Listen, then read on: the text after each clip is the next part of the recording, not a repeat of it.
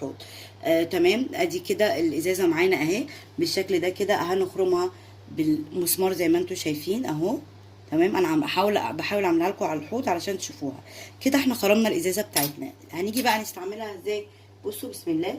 هنفتح كده اهي زي ما انتم شايفين. ادي كده الميه بتاعتنا اللي احنا هنستخدمها، سواء هتغسلي حاجه، هتتوضي، هتستخدميها في اي حاجه اهي. وبعد كده بعد ما تخلصي هتقفلي بالشكل ده كده اهو. اهي بقت الازازه بتاعتنا كويسه ومش بتنقط يعني كتير ولا حاجه برضو، ويمكن كمان مش هتنقط خالص اهو.